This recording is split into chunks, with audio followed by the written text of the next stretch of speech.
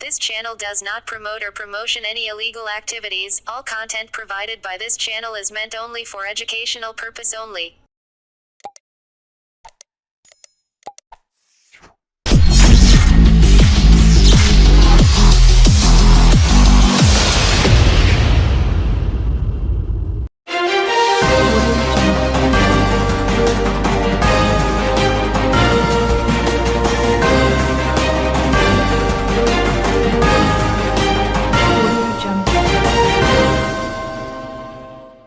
Trinamool office গুড়িয়ে দিল JCB, দাঁড়িয়ে থেকে উচ্ছেদ করলেন কোন্নগরপুর প্রধান।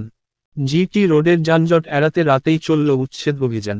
বাদ গেল না শাসক দলের অফিস। কোন্নগর বাগখাল জিটি রোড সংলগ্ন এলাকা থেকে শুরু হয় জিটি রোডের দুই ধারে অবৈধভাবে জবরদখলকারী হকার উচ্ছেদ হল বুধবার রাতে। বহু দোকান ভেঙে দেওয়া হয়। কেন দিনে না করে রাতের অন্ধকারে এই কাজ? কোন্নগর পুরসভার চেয়ারম্যান স্বপন দাস জানান, জিটি রোড সংলগ্ন রাস্তার জবরদখলের উচ্ছেদ চলছে। যেহেতু জিটি রোড অন্যতম একটি ব্যস্ততম রাজ্য সড়ক, দিনের বেলায় এই কাজ হলে যানজটের সৃষ্টি হতে পারে।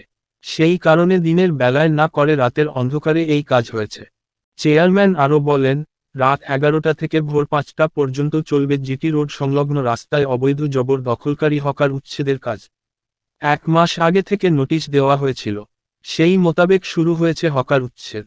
যারা নোটিশ পাওয়ার পরেও দোকান তোলেননি তাদের দোকান ভেঙে দেওয়া হচ্ছে। মুখ্যমন্ত্রী যেমন নির্দেশ দিয়েছেন সেই মোতাবেক পুরো কাজ চলছে। হকাররা জানান, রাতের দোকানের মাল পাহারা দিতে অনেকেই দোকানে শুয়ে থাকেন। এর আগে চন্দননগর উর্দিবাজারে উচ্ছেদ অভিযানে ভাঙা পড়েছিল তৃণমূলের পার্টি অফিস। এবার কোন্নগরে শাসক দলের অফিস ভেঙে গুড়িয়ে দেয় জেসিবি।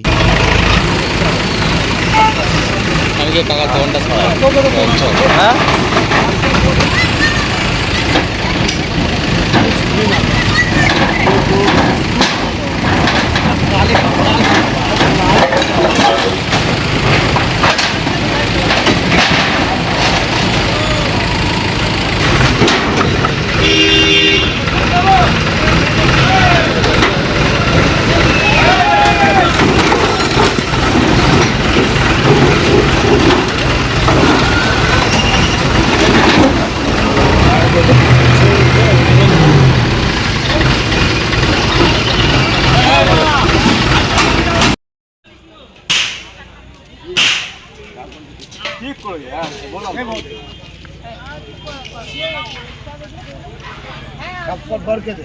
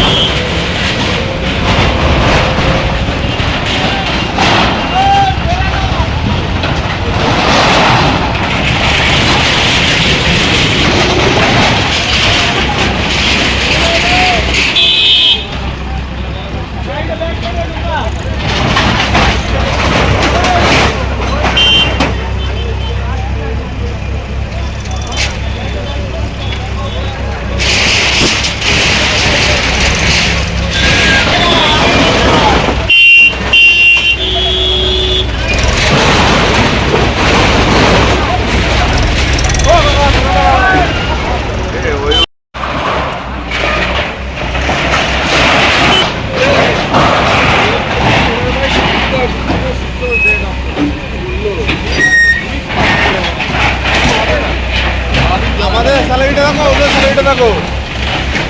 ঠিক আছে, আমরা এখানে 12 বছরই কাজ করছি, একটা গাড়ি না ডাকলো।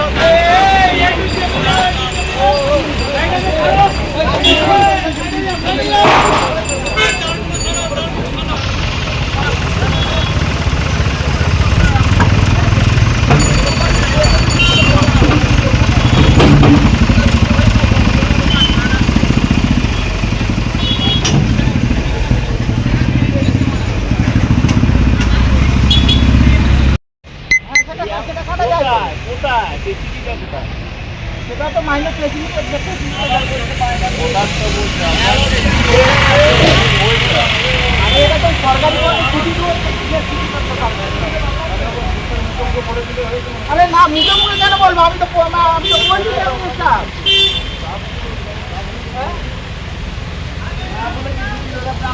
না কিছু আমি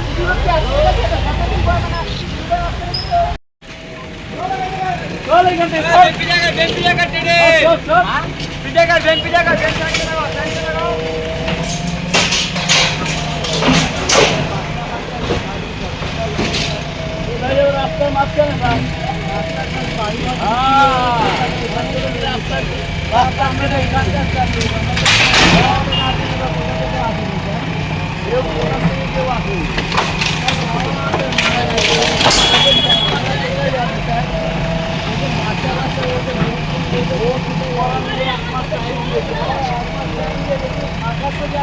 সে আমি জানি না কোথায় থাকি।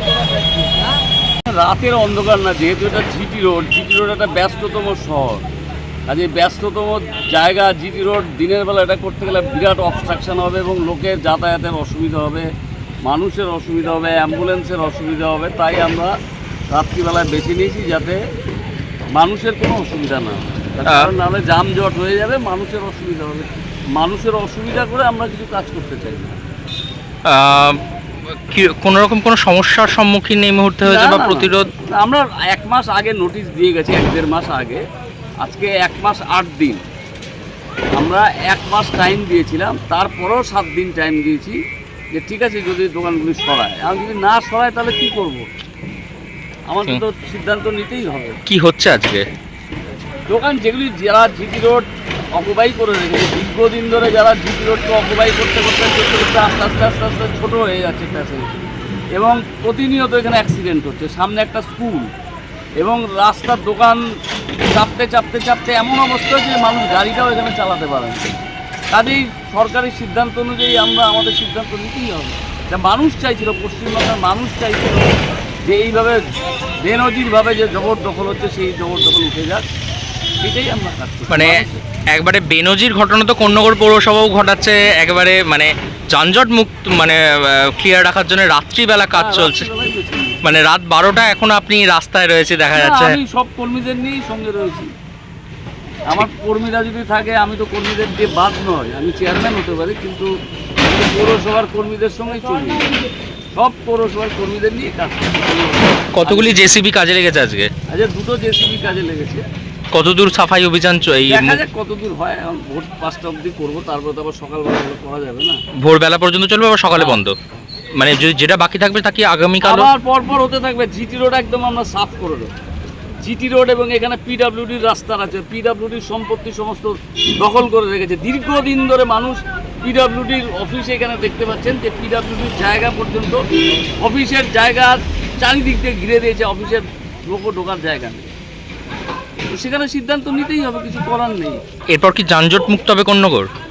আশা তো করছি জিটি রোড যদি মানুষ গাড়িগুলো ভালোভাবে চলতে পারে, তাহলে মুভমেন্টস, গাড়ির মুভমেন্টস ঠিক থাকলে মানুষের যানজটে মানুষের কষ্টটা অনেকটা কমবে।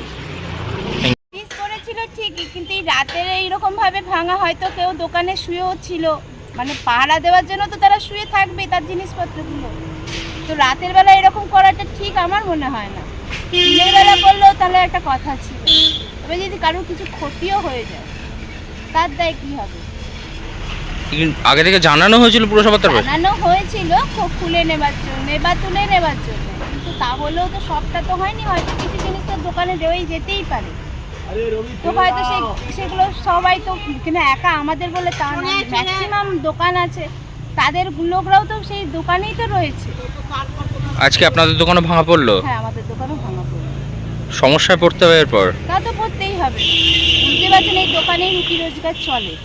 তো সেই দোকানটা যখন ভাঙা পড়ে যায়, তার সংসারে তো টানাটানি চলবে। কিসের দোকান ছিল? দোকানটা ছিল চায়ের দোকান ছিল। কি নাম আপনার? আমার নাম সুস্মিতা বাগ। কি চাইবেন সরকারের কাছে? এখন তো দোকান ভাঙা পড়ে গেল, আপনি সরকারের থেকে আর কি চাওয়ার আছে? সাহায্য চাওয়া ছাড়া আর তো কিছু না।